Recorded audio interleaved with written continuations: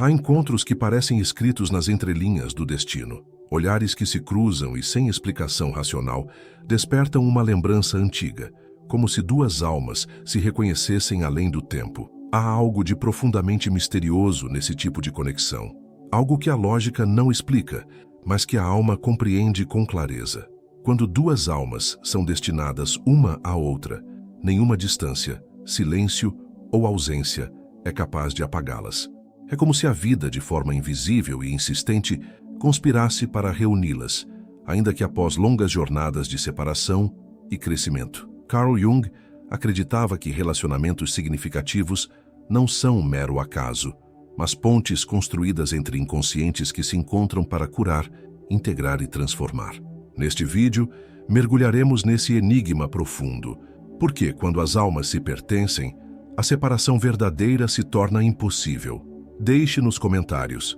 Minha alma reconhece o que é verdadeiro. Na visão de Carl Jung, conexões profundas entre almas não são simples coincidências afetivas, mas manifestações do inconsciente coletivo e da jornada de individuação. Quando duas pessoas se encontram e experimentam uma ligação imediata e intensa, muitas vezes estão diante de um espelho simbólico que reflete partes ocultas de si mesmas.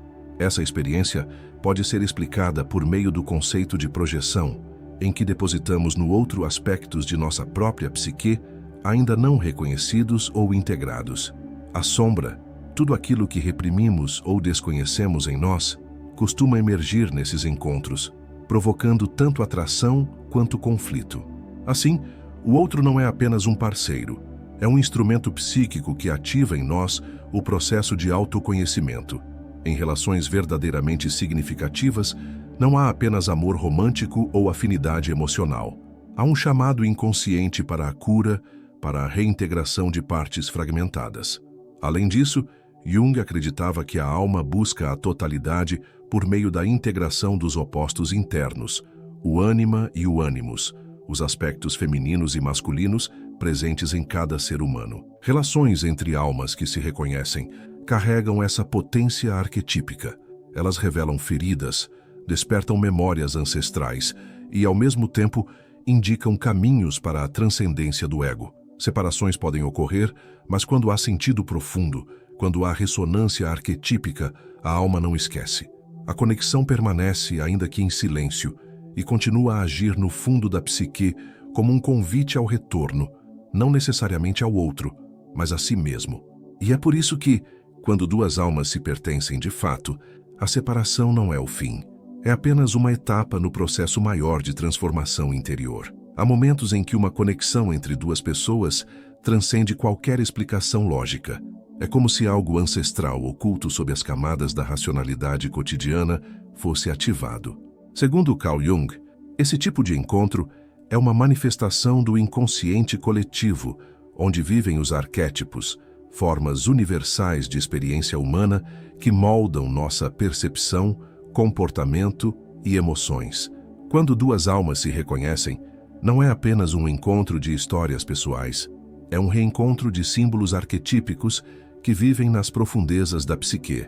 O arquétipo do reencontro entre almas aparece em diversas culturas e mitologias, sempre carregado de elementos mágicos, misteriosos e transformadores. São histórias de amores que desafiam o tempo, de conexões que resistem à morte e de promessas que ecoam através de várias vidas. Jung entendia que essas narrativas não são meras fantasias, mas representações simbólicas de processos psíquicos reais. Elas revelam o anseio profundo por totalidade, por integração do que foi separado, por cura através do outro. Quando esse tipo de conexão ocorre, os sinais são intensos, sensações de familiaridade inexplicável, sincronicidades impressionantes, sentimentos que parecem ter raízes muito mais antigas do que a realidade pode justificar. Esses elementos são manifestações do inconsciente coletivo, que se comunica por meio de imagens, símbolos e emoções. Ao encontrar alguém cuja presença ativa esses elementos, a alma reconhece que há algo ali que vai além da superfície. O fenômeno da sincronicidade, outro conceito central na obra de Jung, é frequentemente presente nesses encontros. Trata-se de coincidências significativas que não têm explicação causal, mas que carregam um profundo sentido simbólico. Conhecer alguém exatamente no momento em que uma transformação interior se inicia, ou reencontrar uma pessoa do passado em um contexto totalmente diferente, são exemplos de como o inconsciente coletivo se manifesta na vida cotidiana para promover encontros destinados. Essas conexões arquetípicas não surgem apenas para gerar prazer ou romantismo. Elas têm uma função psíquica muito mais profunda: despertar conteúdos inconscientes, provocar rupturas nas defesas do ego e abrir caminho para a individuação. Por isso, muitas vezes, são acompanhadas de grande intensidade emocional, conflitos e até sofrimento. É o choque entre o ego e o self, entre a parte consciente que deseja controle e a totalidade psíquica que busca evolução. A experiência do reconhecimento de alma é, na verdade, um chamado simbólico. O outro não é apenas um parceiro afetivo, é um veículo arquetípico que ativa o processo de transformação interior. A alma do outro serve como um portal para acessar dimensões internas esquecidas ou reprimidas. A relação torna-se, assim, um espaço sagrado onde se trava o embate entre os velhos padrões e o novo ser que deseja emergir. Ao compreender essa dinâmica, é possível perceber que encontros significativos não surgem ao acaso. Eles respondem a uma necessidade psíquica de evolução, cura e reconexão com a totalidade. Mesmo quando esses encontros não se tornam relacionamentos duradouros, sua função permanece válida. Algo foi despertado, algo foi movido no inconsciente, e nada será como antes. A memória da alma não se apaga. Por isso, quando duas almas se tocam em um nível arquetípico, não importa se o tempo ou a distância tentarem separá-las. Há um elo que permanece ativo no inconsciente, influenciando escolhas, sonhos e percepções. É como se uma marca simbólica tivesse sido deixada na psique, um selo que indica que aquele encontro teve um propósito maior, mesmo que esse propósito só se revele plenamente com o passar dos anos. Ao compreender essa dimensão simbólica e arquetípica das conexões profundas, tornamo-nos mais conscientes de nossos próprios processos internos. Passamos a ver o outro não apenas como objeto de desejo ou afeto, mas como espelho e guia, como parte integrante de um percurso muito maior que chamamos de individuação. E talvez seja por isso que, quando duas almas estão verdadeiramente destinadas, a separação não consegue apagar aquilo que foi ativado no inconsciente, porque o que foi unido em profundidade permanece vivo, mesmo no silêncio. Em cada relação que nos atravessa com profundidade, encontramos não apenas o outro, mas a nós mesmos. No campo das conexões verdadeiras, aquilo que é mais íntimo e oculto em nossa alma tende a emergir com força e nitidez. Carl Jung identificou esse fenômeno como projeção, a tendência de atribuir ao outro aspectos da nossa psique que ainda não reconhecemos ou integramos. Em encontros marcados por intensidade emocional, essa projeção se torna evidente e inevitável. Quando sentimos que alguém é feito para nós, frequentemente, estamos diante de uma sobreposição simbólica. Enxergamos no outro qualidades, valores ou traços que, na verdade, habitam potencialmente em nós. A fascinação que sentimos não é apenas pela pessoa em si, mas pelo reflexo psíquico que ela representa. O outro torna-se um espelho onde vemos nossa luz e nossa sombra, e é justamente aí que começa o verdadeiro trabalho interior. A sombra, conceito central na psicologia junguiana, representa tudo aquilo que foi reprimido, negado ou deixado de lado ao longo do nosso desenvolvimento psíquico. São emoções, impulsos, desejos e medos que não conseguimos integrar conscientemente. Em uma relação profunda, o outro tem o poder de ativar esses conteúdos. O que nos atrai ou irrita intensamente no parceiro costuma ser uma expressão da nossa própria sombra, e por isso, essa convivência se transforma em um espelho poderoso de autoconhecimento. Essas projeções não são erros ou falhas emocionais. Pelo contrário, fazem parte do processo necessário de individuação. O problema surge quando tomamos essas projeções como verdades absolutas, criando idealizações que mais tarde desmoronam. No início, o outro parece perfeito, exatamente aquilo que buscamos. Mas com o tempo, as fissuras surgem, revelando que projetamos não apenas o ideal, mas também as feridas. É nesse momento que muitas relações se rompem ou se transformam. Quando conseguimos reconhecer nossas projeções e acolher a sombra que o outro desperta, a relação se torna um caminho profundo de cura e integração. Não estamos mais apenas em busca de um complemento externo, mas em contato com as partes fragmentadas de nossa própria alma. O outro deixa de ser um ideal inatingível e passa a ser humano, assim como nós.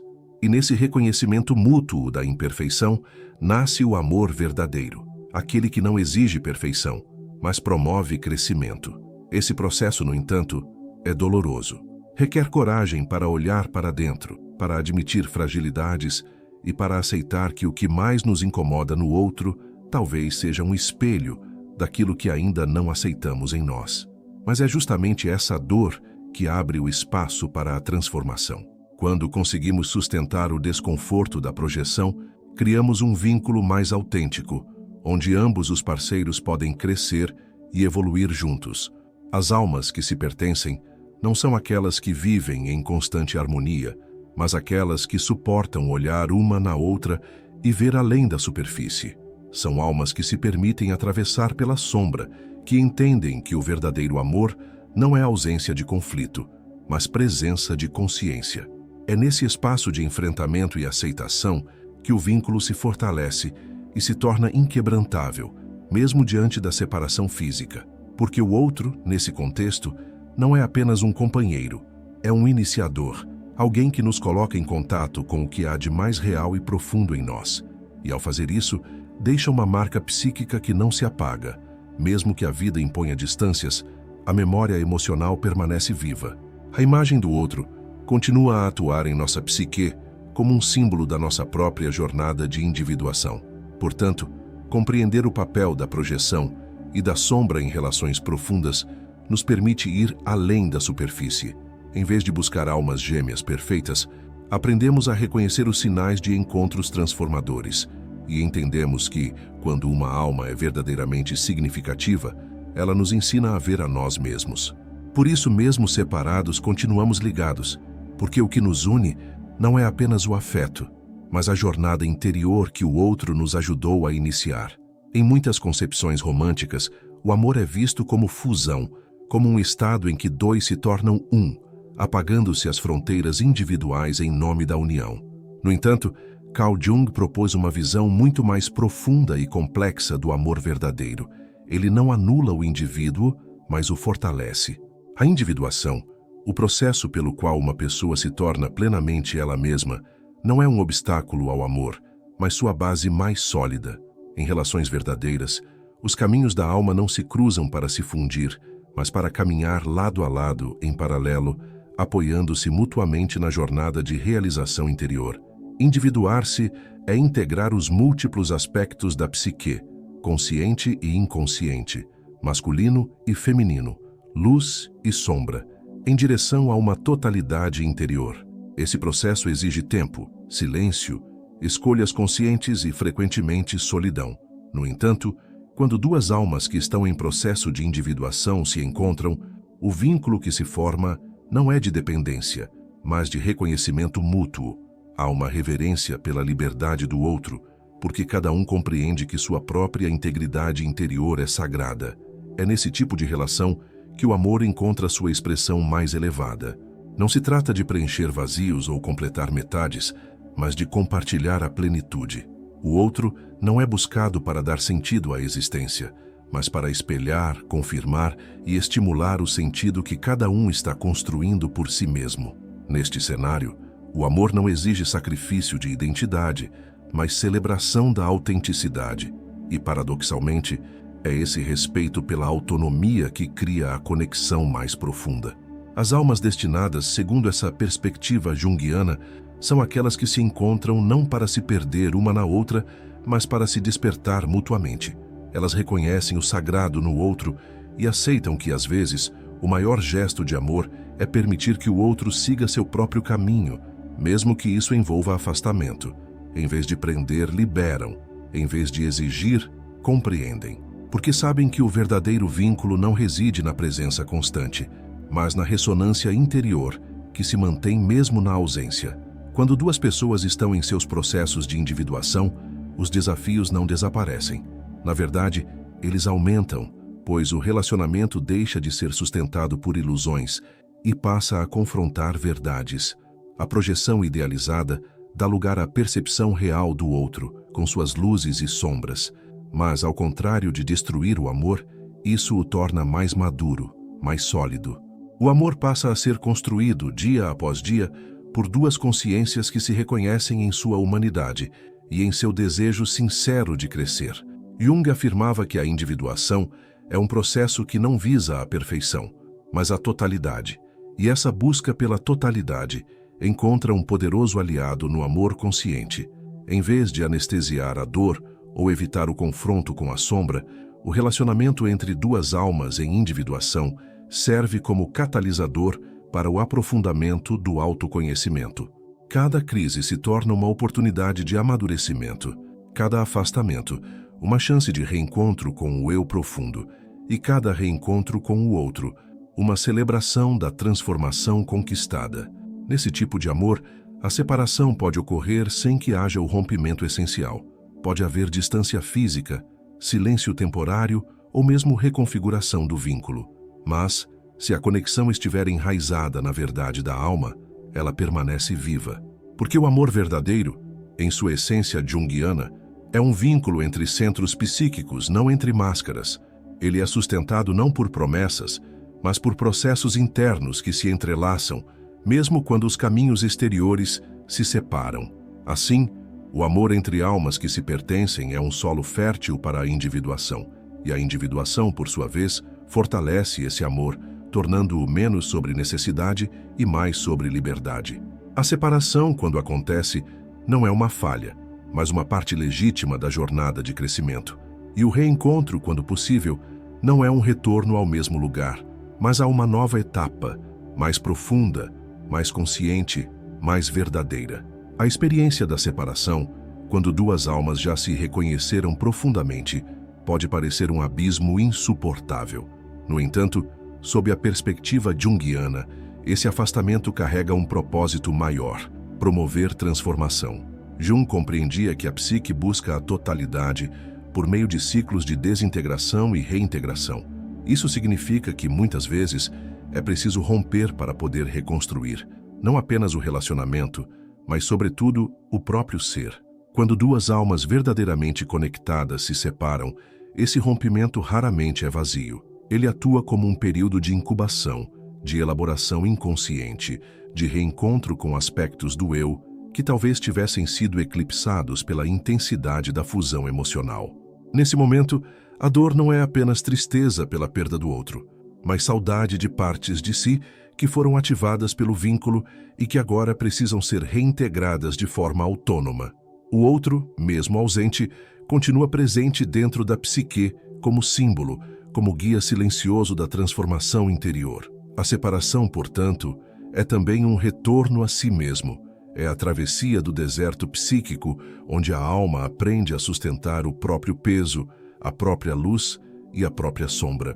Jung alertava que sem esse mergulho no inconsciente, não há verdadeira individuação.